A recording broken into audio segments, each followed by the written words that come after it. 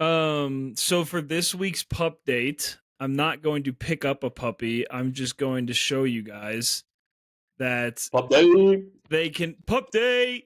They can no longer be contained to their designated pen because they're all walking, they're all barking. You will hear them at some point. So now they just own the guest room and they kind of just do their own thing. Seems like they're wrestling right now. This is really cute. They're getting big, so they're gonna be shitting soon because we're gonna start feeding them real food. So wait, they don't poop as of now? Not really, no. What? That's a thing? Yeah, I mean, they're how old though?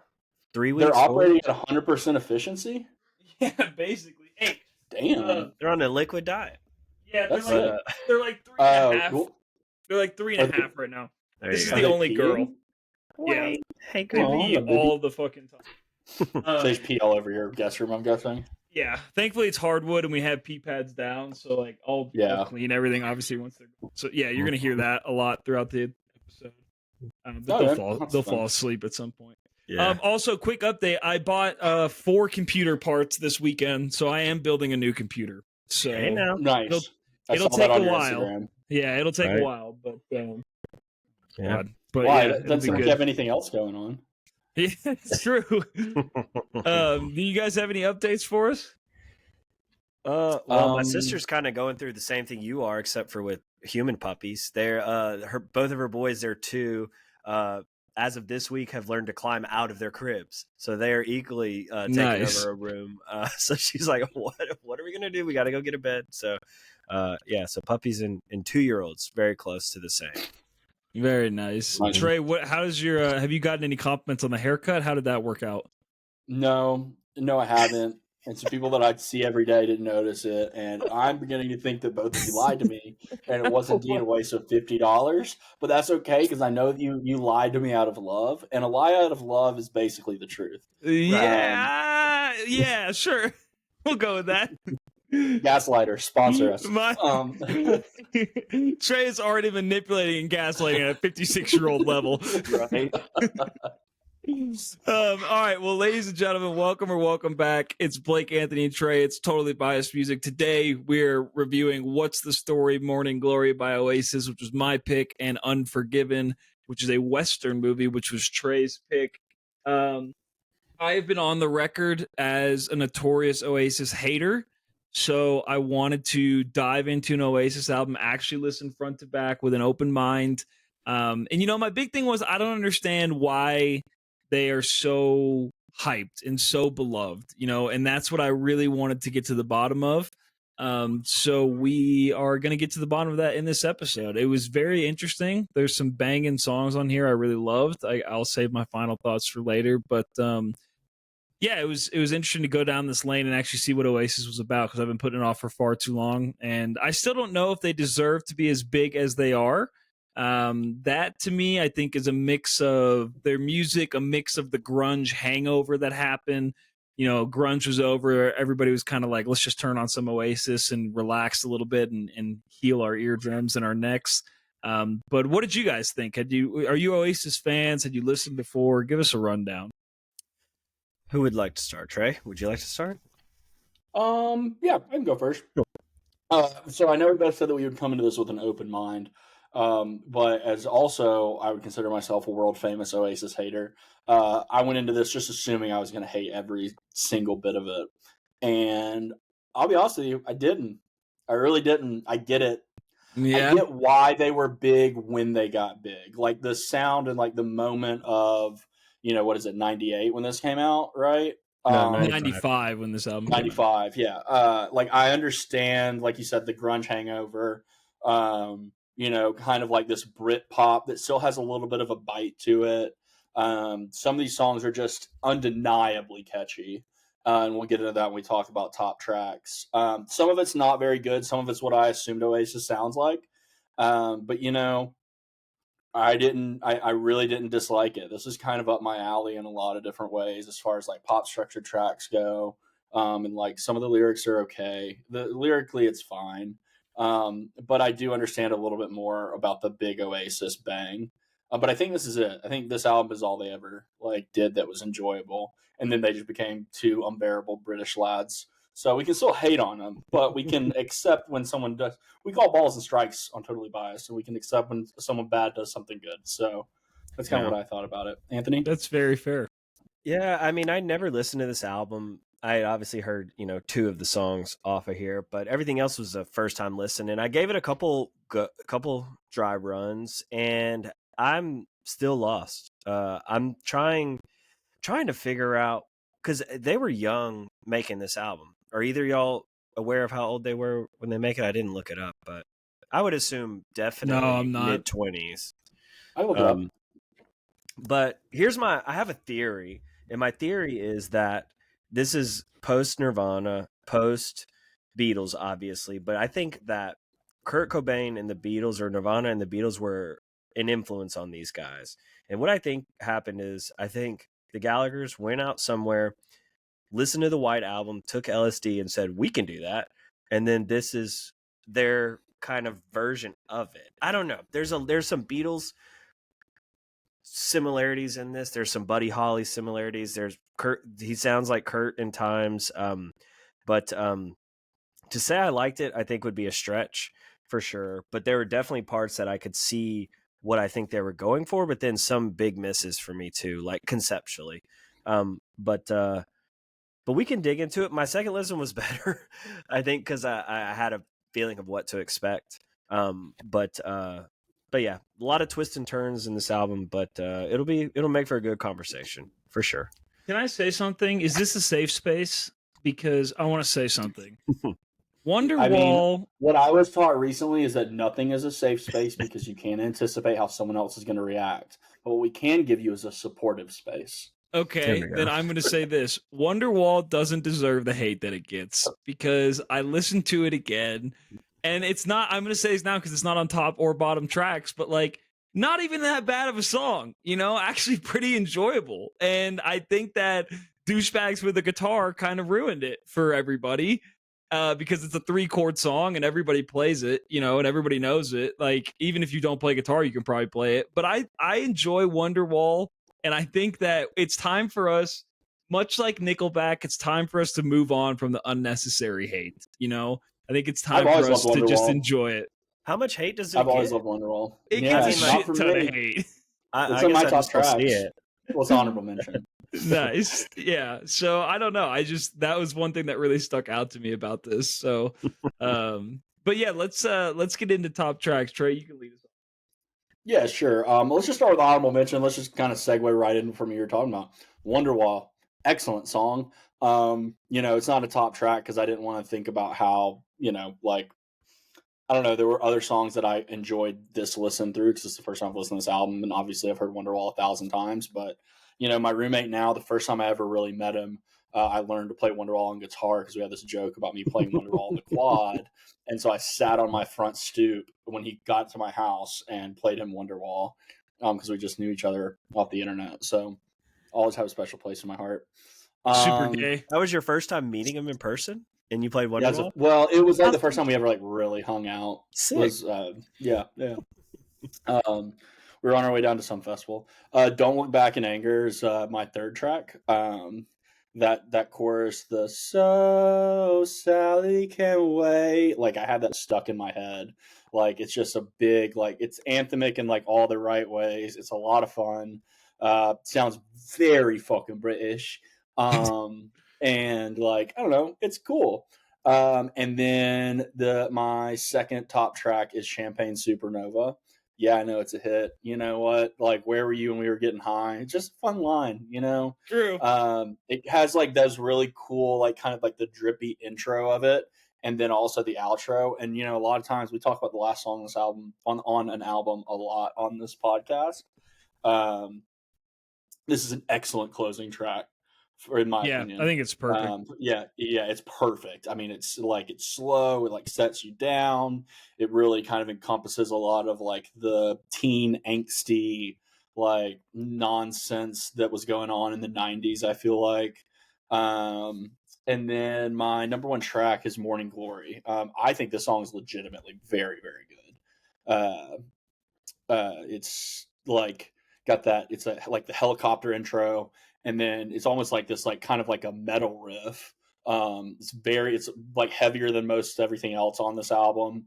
It sounds like the Arctic Monkeys listened to this song 1,000 times before they made like Who the Fuck Are Arctic Monkeys, and those other like early albums and EPs. This is like 100% where they got their sound from.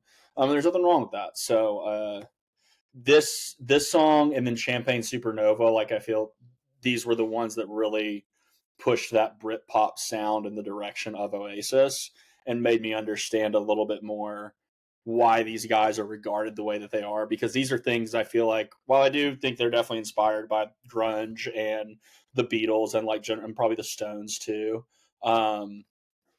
these are like kind of signature sounds that are all their own that combine all of those things. And so I hear that a lot in like bands that came later on in the mid 2000s and probably even into today. Yeah, Those are I my top can't tracks. really get a like feel for what they were going for. That was really hard for me to digest in this album, and maybe Anthony will kind of agrees with that. But it's like sometimes, like you said, it sounds like Kmart Beatles at times, and then there's times where it's like, I guess, British version of grunge music. It was really like kind of jarring to listen to, but not necessarily in a bad way. I think it was just I never know what direction they're going in, you know, and I don't know if they I want to know if they had a clear direction for it or if they're kind of just throwing shit at the wall. Anthony, what do you think? Is that kind of how you felt? Yeah, I mean, there's a lot of like from song to song things that really took me back. I don't want to go into my negative headspace yet. We will get there. We will get there. But what is the story Morning Glory? I that's the like that concept. I'm again still trying to piece any like collective thought coming from this album, because there is a lot of interesting lines. Like, I mean, the opening line in Don't Look Back in Anger. That's my number 3 top track. Slip inside the eye of your mind. It's very psychedelic, very interesting, very George Harrison, right? But that line alone gets this song in number 3 for me. And then number 2 is Wonderwall. I mean, beauty and simplicity. And from going from Roll With It to Wonderwall, that's a big drastic jump. You know, that's like going from friggin' rock club right into a hot tub, which sounds pretty nice actually. But like, you want to hang out in that hot tub longer than you want to be in that club. At least that one specifically. Very But true. Wonderwall is beautiful, beautiful. I don't get the hate. You know, it could be one of those overplayed things that people are just over. The zeitgeist is just like, I've had enough of this song. But yeah, it's undeniable. Beautiful song. And again, within this album, it's very much a different headspace that you can kind of go into. So yeah, Wonderwall number 2. My number 1 track, Champagne Supernova. I mean, it may seem cliche, but like, in my opinion, it's the most complete track on this album. And it's also the most creative track on this album. I think there's moments in this album that they take chances or they try some things, whether it be a sample or a segue or an interlude kind of approach. And I'll talk about it in a little bit, but Champagne Supernova, yeah, I agree. From a closing track, it is ideal. It's pretty long too. I didn't realize how long this track is, but sonically it's beautiful. Again, like, it very much resonates with my eardrums when there are other points where there's just too much distortion that just really takes me back. But Champagne Supernova, beautiful, beautiful lyrics. But it also kind of made me come up with that theory of like, I think these guys had an experience, a psychedelic experience, and then tried to make music from it. I don't know anything about the Gallaghers or the band, but I would be very curious to hear or read some interview or something to know what generated this album, because it goes in a lot of directions, very much like a trip might. But I love the ending of Where Were You When We Were Getting High, just kind of bringing it back and letting it fade. So beautiful way to end the album, and Champagne Supernova for sure, number 1 for me. Yeah, I think that I'm really there's people placing bets on how long they would make it on the tour before they quit because they like hate each other or they hated each Yeah. other for years. At one point, I think Liam said, if playing with my brother would end world hunger, I wouldn't do it. So they notoriously hated each other, but I guess the paycheck for this tour is big enough that they were like, let's just set it aside. I'll be interested to see how it goes with that.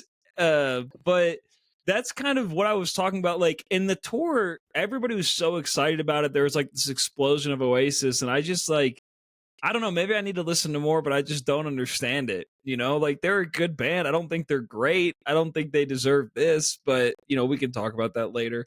Top tracks for me. So number 3, Hello, the intro song.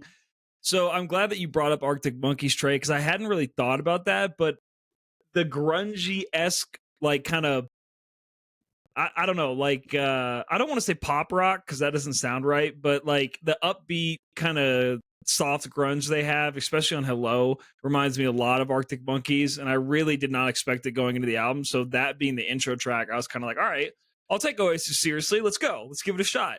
And so I was kind of bobbing my head to it. Really enjoyed it. And then I had Some Might Say as number 2, kind of the same vibe. I like when they're doing rock music. Like I like when they're not doing the acoustic type music that they make. I feel like it just fits better with my palate. Just tastes better on the tongue, has a better aftertaste. So I really liked Some Might Say.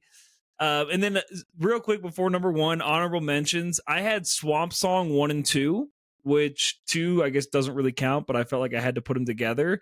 They're kind of just jamming here. This feels like, you know, you walk into a London pub and you walk in with your pea coat on and you're smoking a cigarette. They're letting you smoke inside. And you walk in and Swamp Song version 1 is playing. You know, that was the vibe I got. It's a fucking banger for sure. You've been to London. Is that like a thing? Like the exact situation in which you just described? Yeah, that exact thing happened to me. Walked in with my pea coat, Swamp Song version 1 was playing, and I was smoking a cigarette, and they kicked me out. So, Like, yeah, they let you smoke six? Oh, they don't let you smoke six inside there. I don't think they do. And then for number 1, yeah, I mean, Champagne Supernova. This song is perfect. Like, it's such a perfect song, and I really, really love it. I never get tired of it. The chorus, just the someday you will find me, just sends me on a journey. I feel like I'm on Rainbow Road, but in Mario, but instead of darkness, it's sunlight. And I just it takes me to a very happy, special place, and I never get tired of singing that chorus, man. Absolute banger, artistic, creative, really love it. So that song is timeless. And for all the problems that Oasis has, and for all I don't understand about them, I do understand this song. What were you going to say, Anthony? I'm going to mention, yeah, for sure. I got to mention something. Just because Blake has made it a point to call out all the whiny singers I bring on the podcast. This song in particular has like whining in the end of that chorus where he's like, why, you know, he's got tears rolling down. He's, you know, so it is a little whiny. It is a little whiny. I will concede. Thank you. That's all. I'm done. I could, but still enjoyable whiny. Which, you know, Trey's whole music taste for like 4 years of his life was enjoyable whiny. That's really all he listened to. Oh, you just wait till this album pick comes, brother. Oh God. Okay, let's go into bottom tracks, Trey. Okay, so first off, these blokes are right cunts, and we know that, right? Like, so fucking Noel at one point was talking about the two guys from Blur, Damon Albarn and the other guy, and he said, I hope that they both get AIDS and die. That's on the record. Then when he later recanted that, he said, I'm sorry, I don't hope that they get AIDS. As in saying, he still hoped that they die. He said, AIDS isn't a laughing matter. I hope they don't get AIDS. He still wanted them to die. That's fair. And like the whole thing with the tour is like this tour's not going to last. These guys fucking hate each other, and it's probably not even going to sell very well because I don't think that many people are really actually into Oasis. I think they are, dude. They probably could headline a couple festivals, and that'd be like a big thing. But like, I feel like people have kind of moved on. Hold on one second, Wafer. I don't know what he's freaking out about. All right, so bottom tracks. I get tickets for Oasis. Yeah, bottom tracks. So when they did do their like best Beatles imitations, I thought they fell particularly flat. So all my bottom tracks kind of circle around that. So She's Electric, not very good. It's that like ding to ding to ding to ding to ding thing. Not Kids for Bop. me. Kids Bop Yeah, music. literally, it's Kids Bop. And then I actually also didn't like roll with it because I felt like the chorus was the same thing. Like, and then I have tied for my least favorite song, the Swamp Songs. Oh no! Because I know I hate it, but this sounds like a bad jam band, like a jam band who just met like last week. No, not even that. It's 4 guys drunk in their basement, and they all brought their guitars. And they're like, somehow the bass player is the best musician out of all of them, but he's just absolutely shithouse. He's just looking around like, yeah, how did I get here? Yeah, literally. And then like their like dad like owns the bar, so they let him play at the bar. Oh yeah, Gallagher. And then Oasis walks into that bar, and they're like, "Oi, we should make a song sound just like that." And then they did that, and then it sounds like shit. So those are my bottom 3 tracks. Anthony. Yeah, I feel a lot of what you're saying, Trey. I mean, I had some might say, some might say is my number 3, who Blake had it up at his top, but like some might say to me it just felt annoying. Like it was just there some of their rock. I want to say rock impressions, but like I'll give them, they're musicians for sure, and they did the damn thing. They made a lot of money off this album for sure. They did. But like some might say that song is pretty annoying. So that's my number 3 bottom track. The second one is Roll With It. Yeah, I felt annoyed with that chorus too. It's like he's just telling me what to do. Don't do this. Don't do that. Don't think about your mind. But at the end of this song, okay, this is where I get really in my tinfoil hat with these guys, because there's a cough. They cough, and then it segues into Wonderwall, and like I could see conceptually how they would be like, yeah, that'd be so cool, man. Like you coughed on the mic, leave it in. We go right in, let it transition right into Wonderwall. But like big miss for me. It was like, might be overthinking it a little bit, Anthony. I'm gonna be honest. Why would you keep a cough into a recording, especially in this Roll With It track, which is very like Brit? Because they're just rolling with it. Because it's the 90s, man. Yeah, they're just rolling with it. That if you don't think that was that's I don't know. I would never have left it in there. But anyway, I'm not a musician nor a producer, so that's my opinion. Number 1. Maybe. My least favorite track, as Trey might say, would be She's Electric. I mean, it just felt way too on the nose of attempt at a Beatles, rendition, that it just did not jive at all. Nor does the distortion throughout this album. It like I said, it just feels way like just not pleasant to listen to. I listened to this album the first time in the car speakers. And that was when I got really like, okay, this is, some of it's going to agree, some of it's going to disagree. And then I did the headphone run second listen, and it didn't move me at all. It just felt like I was listening to a house band where I was like, oh, am I forced to be here right now?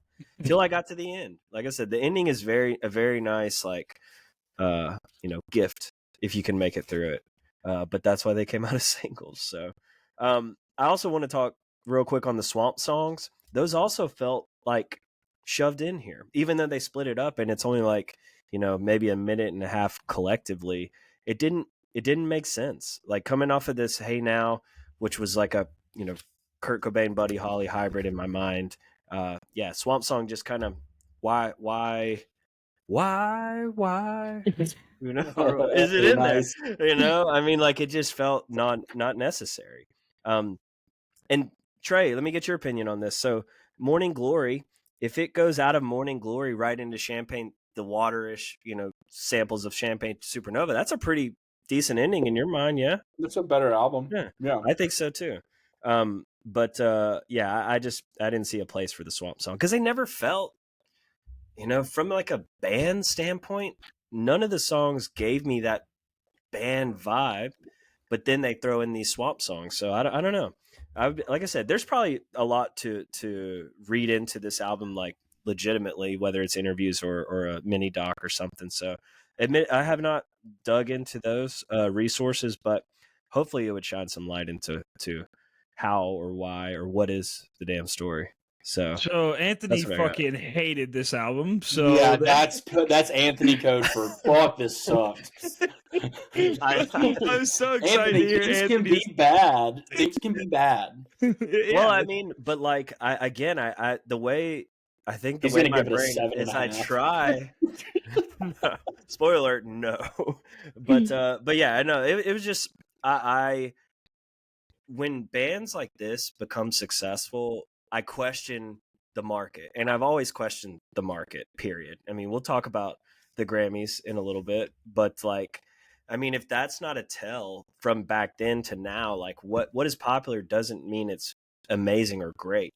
It sells tickets, it puts people in seats or whatever. It's just I've always bucked up against that wall, and this album just really kind of puts me right back in that headspace of like, I don't get it, but I would love to have a conversation with someone that does and like can back it up too. But I mean, I try to give credit.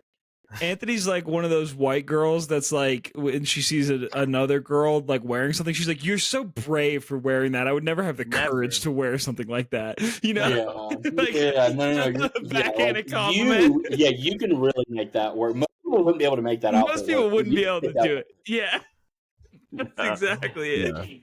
I'm a realist. I try to be so my bottom track. So yeah, I also had Roll With It. That's across the board. Roll these shits. It's already been beat to death, so I'm not gonna go further into it. Hey Now to me is another. I just don't like his voice is so annoying in this song, and it's not to me in the majority of the album, but it just like, God, it felt like a job to get through this song, and it's just like, it's a jarring song that doesn't feel like it works to me at all. I don't know, it just misses the mark.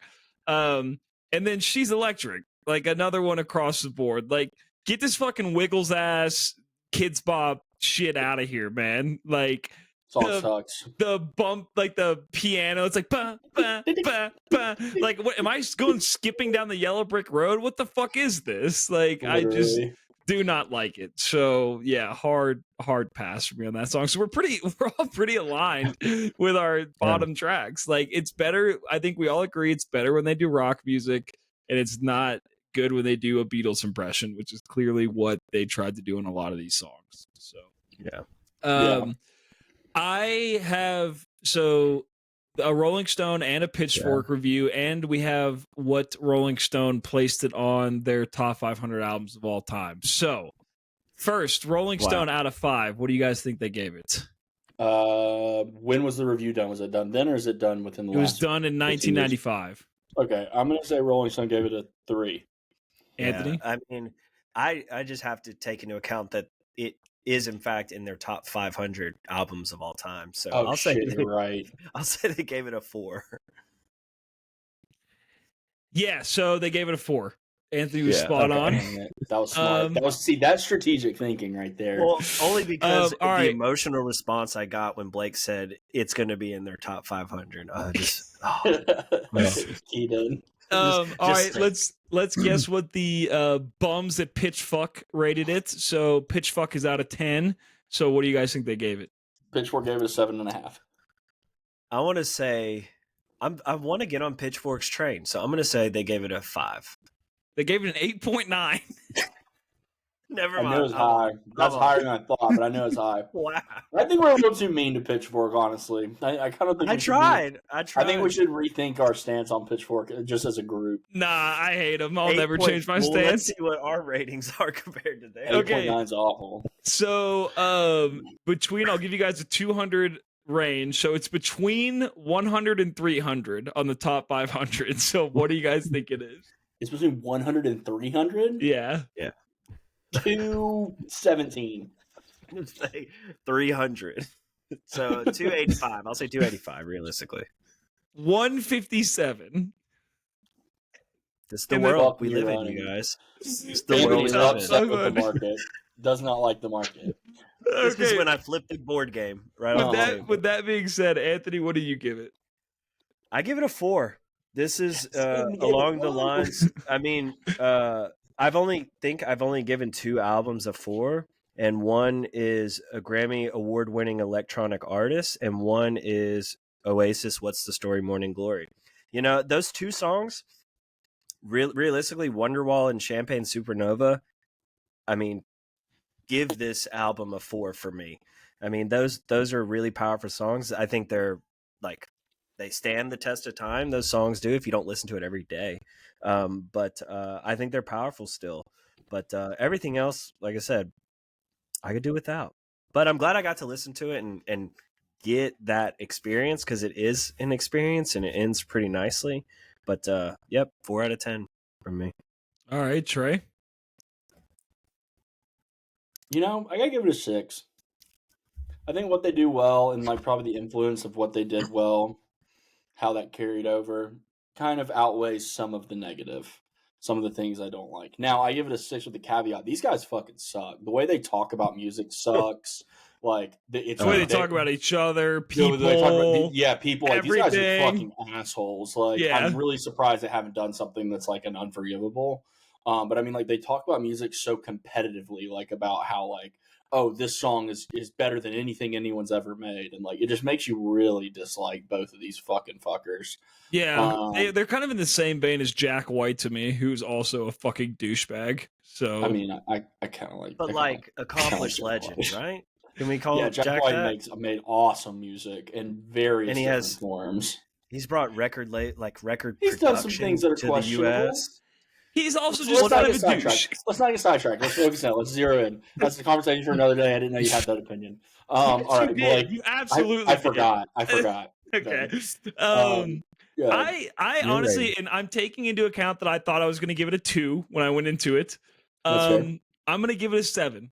I think Wow. there was a Fuck. lot. I got to be honest, there's a lot I really liked about the album. Like it kind of hurts me to my core because I've been shitting on these guys for so long, and I still do not understand the Oasis hype. And it seems to be, we seem to be in the minority, us three, because anytime I talk to somebody about Oasis, they dick ride them.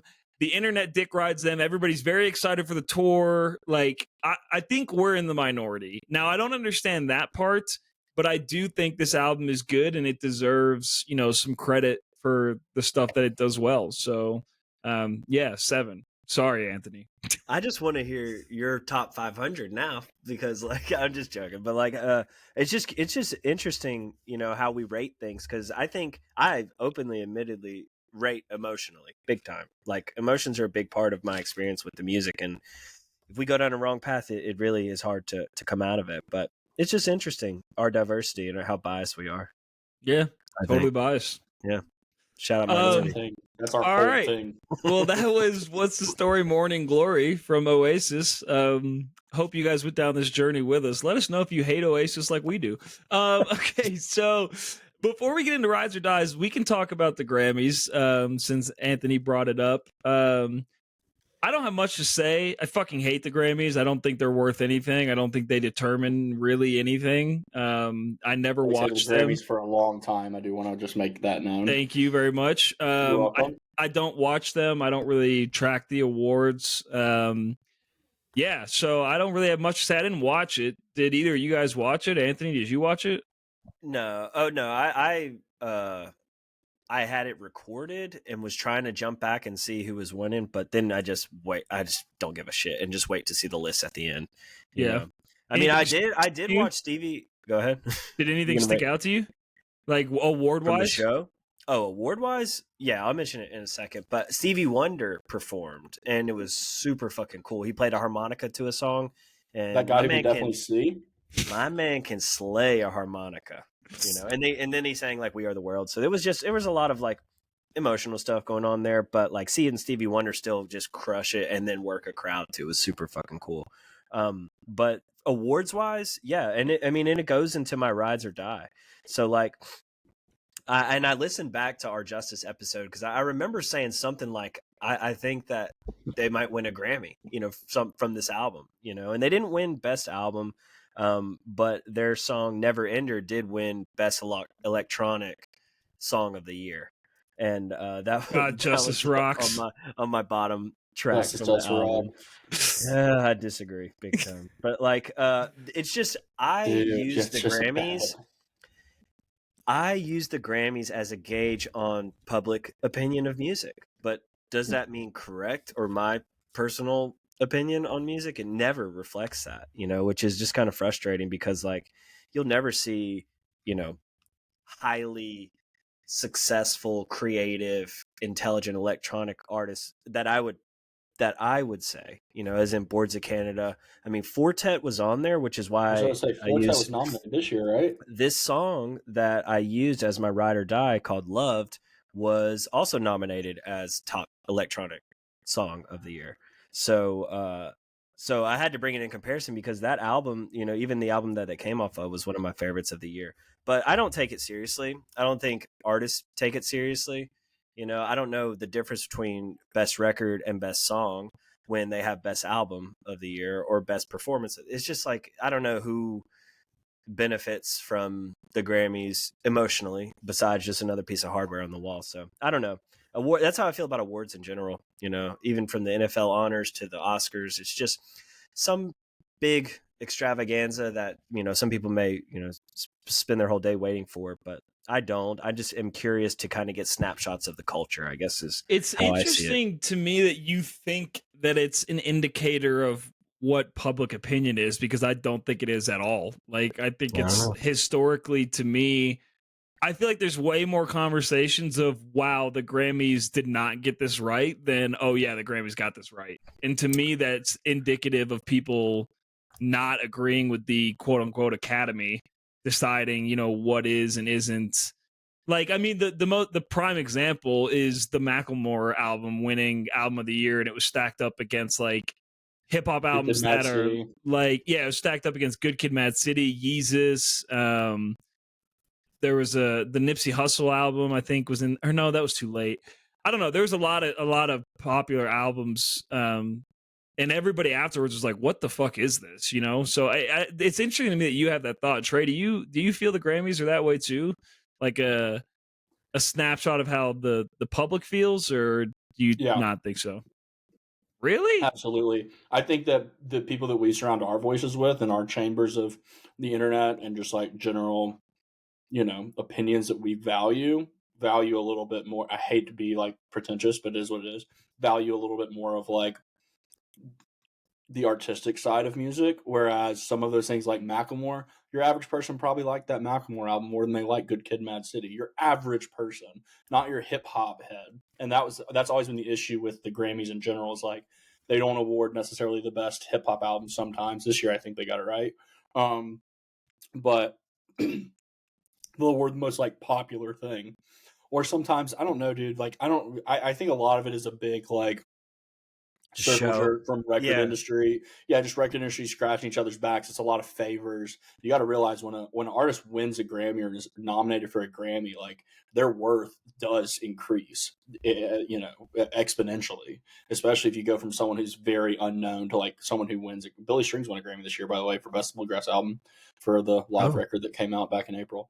But yeah, I mean, it's a big deal to be nominated to win a Grammy from a financial standpoint.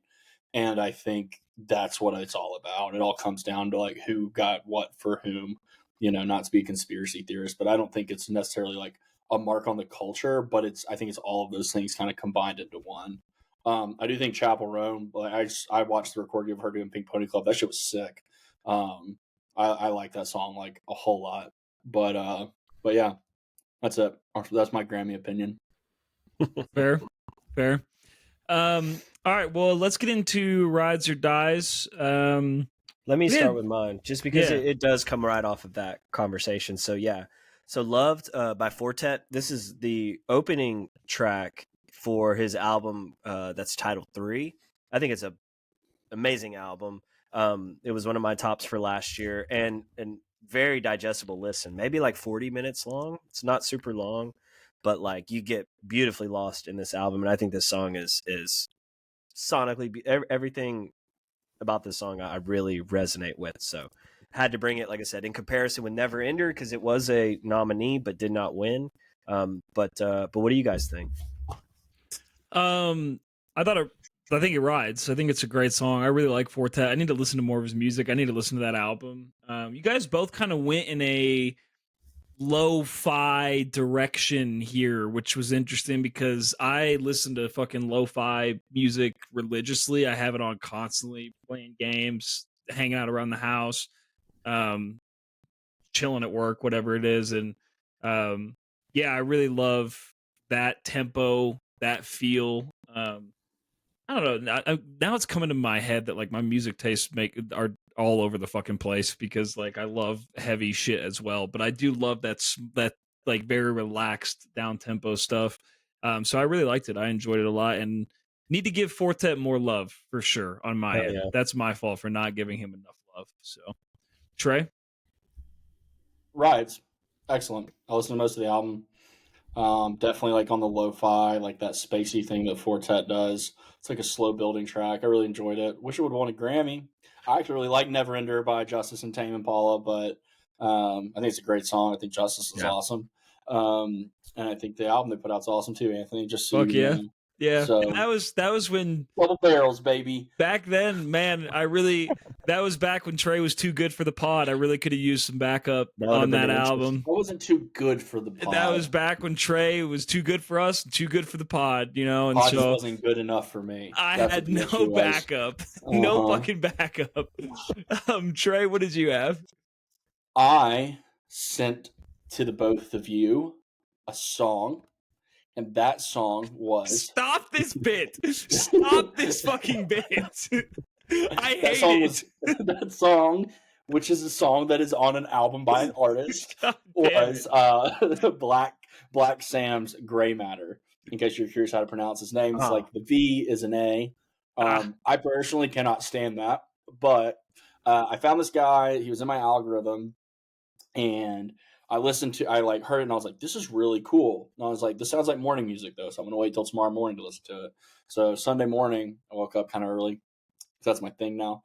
And if you don't tell people that you wake up early in the morning, you might as well not wake up early in the morning. Yeah, true. That's the whole point of doing it. It's the whole point of doing it. Yeah. So I wake up earlier than you and therefore better than you. And so I turned on this whole album. It's called Michelin Man. And dude, this concept is fucking awesome. This guy just does this like lo-fi, like almost like a whisper rap thing. And all the lyrics are all about like gourmet dining, like 5-star like dishes and shit like that. He recorded a music video for every track that's on this album in the back of house of like all of these Michelin star restaurants across the world. And that's sick. Dude, it's so fucking cool. So I'm curious to hear what you thought about it. I wouldn't mind doing the album in the future. It is a little like repetitive, but like the lyricism and like the wordplay and shit is not like Lil Wayne level, but it's like in that world, but in a whole different style. So anyway, nice. How'd you feel about it? Yeah, I thought it was cool. I often listen to y'all's rides or dies when I'm going to walk the dogs. Throw on the headphones, go walk the dogs, listen to them. And so it started, and I was like, oh shit, Trey sent a lo-fi track. I thought it was just going to be straight lo-fi music. And then he started rapping, and I was like, the fuck is going on here? But it was really cool. I love the concept, and I love that production, you know, so hard rides for me. Nice. Did either of y'all pick up the sample that's in this song? That's why I picked this I'm song like, how? specifically. Yeah, so straight out of the menu, you know? Yeah. Fucking super fucking cool. Is there other excerpts sampled from the menu, or are they just sampled from the album and find out? I definitely will. Yeah, solid pick, definitely rides. I don't know anything about Black Sam. And I'm glad you pronounced his name because I would have fucked it up for sure. He's originally from South Florida, just like Blake, but then moved to Chicago. So he's kind of like a based in Chicago type rapper. Interesting. Interesting. Yeah, but yeah, It's pretty like cool. Yeah, great pick. So I brought an Oasis cover by Portugal the Man. So it is Portugal the Man's version of Don't Look Back in Anger. Big PTM shill over here. Big Portugal the Man fan. Love them very much. I also really like this version of this song. They're big Oasis fans, which again find a little weird. Whatever, not going to judge them. But I've heard them play it live. They've played it like at a number of sets that I've seen them at. So Really? yeah. I think it's great. I love John's voice, which is the lead singer, and yeah, overall, just really enjoyed the song, and I thought it would be timely to bring it with the Oasis episode. So, what did you guys think of the different spin on an Oasis song? Does it make it better, or does it make it worse? Anthony, I think it makes it better. I mean, when I listened to the song, I didn't connect the dots initially when I just pressed play, but hearing that opening line, I was like, wait, is this a cover? Like, I'm starting to connect the dot. And then when I searched the lyric, oh yeah, it's Oasis. Oh yeah, it's from this album. So it helped me put that song up into the top 3 for me. But I really like this rendition. It's again, when you start to strip back some of the unnecessary stuff, you've got real good shit in there. So love this rendition of this song, and I don't think I've seen Portugal the Man, but that's interesting. They've played it, at multiple shows you've seen. So yeah, they do other covers. Oh, sorry. Sorry. Yeah, they do. Yeah, they do a number of covers. They've done Rolling Stone covers. They've done Metallica covers. They've opened one of the shows I went to. They opened with "For Whom the Bell Tolls," and then they did "For Whom the Bell Tolls" into Another Brick in the Wall Part 2 into one of their songs. It was really fucking cool. So That's cool. Yeah, they do a ton. Trey, I'll be honest with you. I think it made it worse. Okay. Yeah, I was surprised because I like Portugal the Man, but I think it was just something about the voice change. And maybe if I heard this in a week or two, I might feel differently and might say that it rides. But just having just come off listening to the Oasis version several times, it was just a little Oasis overload. Yeah, it was just a little jarring. I think it was a bold move of you to bring a cover of the album you're reviewing. It just didn't really. I'm a bold guy. So a lot of people said about me, just a bold guy. Yeah, they're like, there goes Blake the Bold. Yep, that's what they call me. Uh-huh. It's also my World of Warcraft character name, Blake the Bold. So. It's not, it should be now. Yeah. All right, cool. So Trey gives it a dies, right? That's correct? Yeah, I give it a dies. Sorry, man. All right. That's all right. Okay, so let's get into the movie. Trey, you picked it, Unforgiven. It's a Western. Tell us a little about it. Tell us where your head was at. Tell us why you made me watch a Clint Eastwood movie. Yeah, well, I knew how much you love Clint Eastwood because that time you talked to the chair. And honestly, that was a little bit of why I picked it because I don't really know anything about Clint Eastwood from an artistic lens. I just never remember that whole weird political stunt. And I know some of his later movies have been a little bit more conservative themed. I liked it a lot. I'd never seen this movie before. The reason that I picked it was because I wanted to pick a Western that was relatively modern.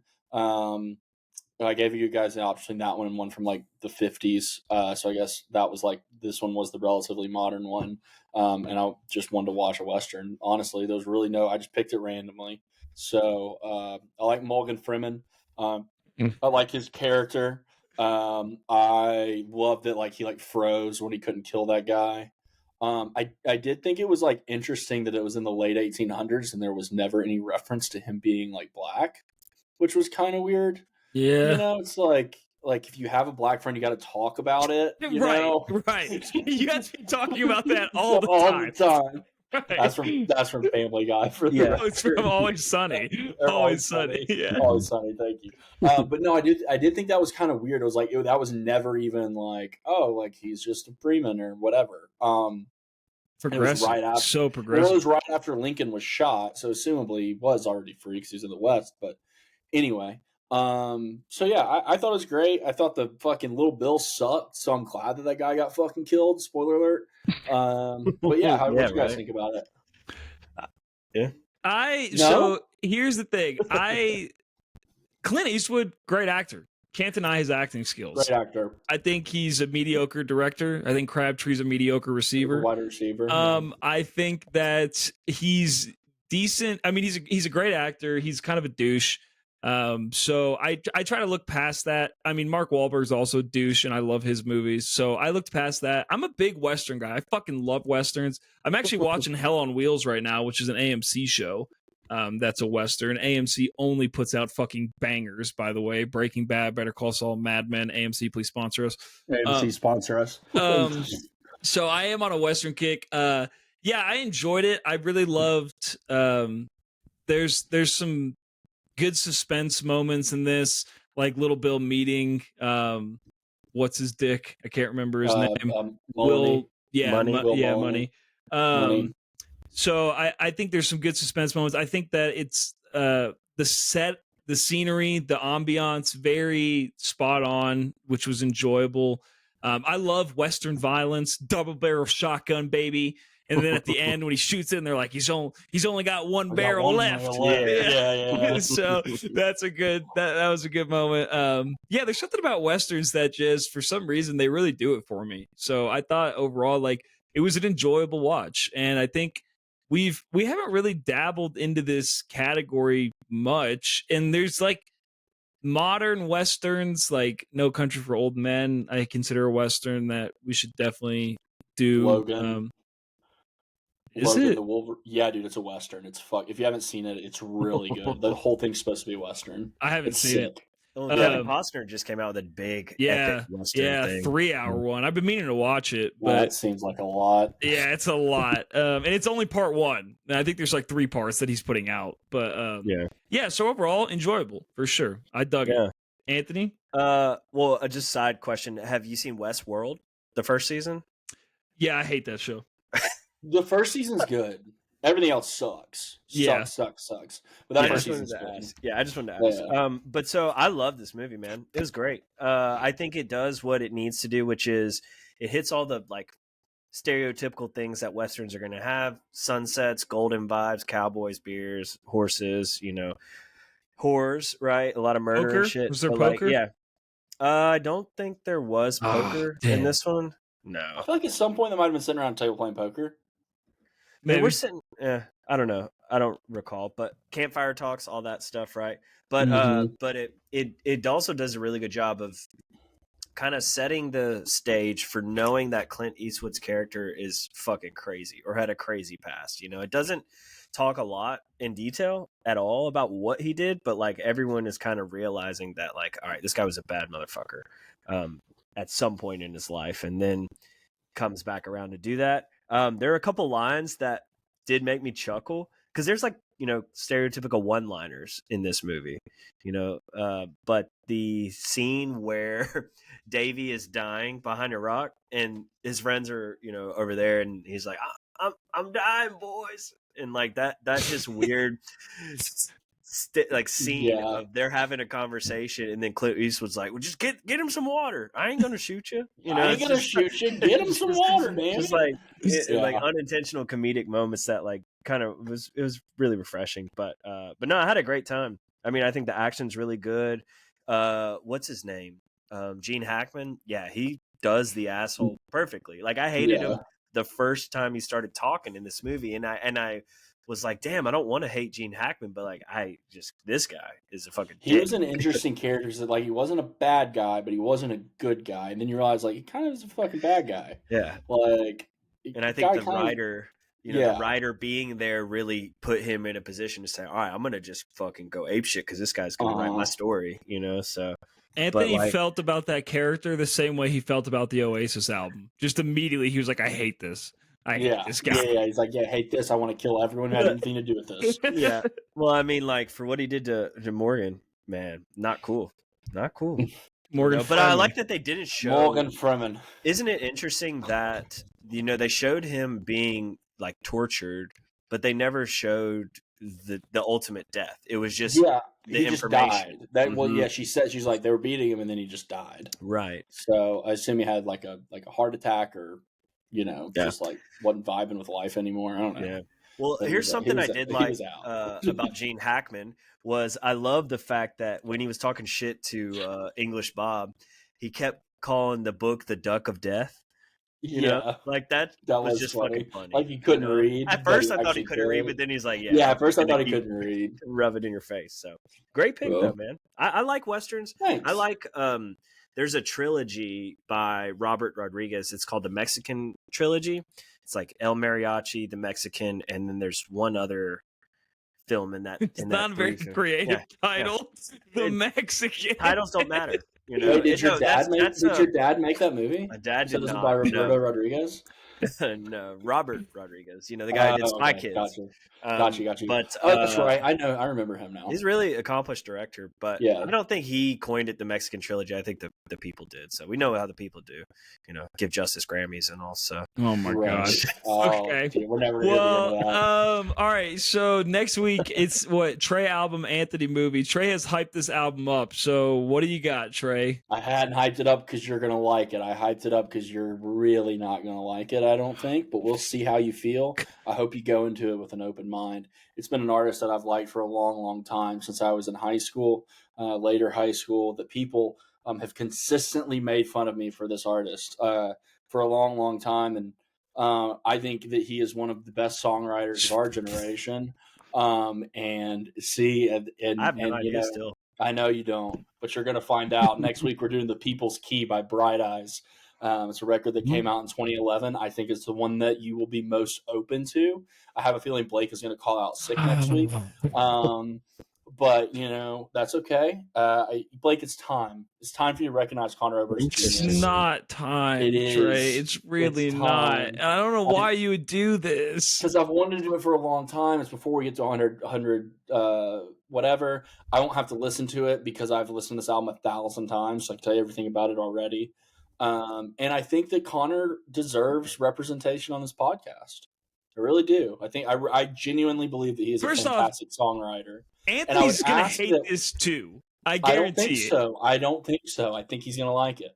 I'm enjoying this right now, though. And I don't think that you've ever heard any part of this album, and it's a little bit more up your alley. And it's been many years, yes or no, since you listened to a Bright Eyes song. It's been since I was hanging around you on a regular basis. I'll tell you that much. So many years, and I think that maybe we should all go into things with an open mind. So, you know, Anthony brought an album that we didn't necessarily like. You brought an album that we didn't necessarily like. I figured it was my turn to bring an album that maybe you won't necessarily like, and that's what makes Totally Biased music totally biased music.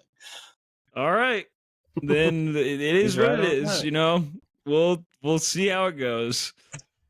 Anthony, did we just lose Trey? Oh, he's going to listen to Bright Eyes. Yeah, already. I guess. He could not wait. He'll probably pop back up in a second. Trey already knows the movie that I'm going to pick for next week because I had to run it by him. So for you, Blake, here we go. All right, Trey, you back? Sorry. Can you hear us? Yeah. Chrome just shut down. Yeah. Nice. So we're going into the movie now. So I said that I reached out to you, Trey. But so Blake, last year we did Before Sunrise, and now it's time to go to chapter 2, film called Before Sunset. So did you not like the first one? No. Now, this is gonna be a long episode for me, man. Here's the thing, Trey. So we did this. I assumed when you asked me if I'd seen it that y'all liked it. It's a great movie. Blake is just Blake, so I'm giving him chapter 2 because this story is not over yet. But back in the archives of last year, it's the Ready to Die. No, it's the Life After Death episode with Biggie. So episode 57, Trey. You can listen to Blake's mini rant on that, but I think it ended in some sort of glimmer of hope to hear how the story develops. So Before Sunset is the sequel. It's an easy watch. Whatever it is that people feel on Christmas morning, that is look at this face right now on Blake's face. That is the opposite of how he feels. Now, like the north to south opposite. Hey This Blake, is what- you're gonna be all right, bud. This is gonna be bad, You're man. gonna be okay. Guys, I'm going through too much to do this no, right we now. figured You just guys like are the best testing way me. to support you is to just shit on you. You guys right? are really testing me this week, man. I'm gonna have to do one, take a 5-day break, and then do the other. I might have to just like taking cough medicine. I might have to do Bright Eyes tonight and just knock it out. Do it. And Do it. Hey, here's the decompress. deal. In all seriousness, it's only 10 songs long. It's 45 minutes. Very short album. Okay. Very short album. And I think you're going to like some of it. I don't think you're going to hate it. All right. We shall see. All right. Well, we got it set. It's going to be a fun week. Everybody love everybody. And I'll see you guys next week. All right. Sounds See great. y'all. Bye, everybody. Good luck, Blake.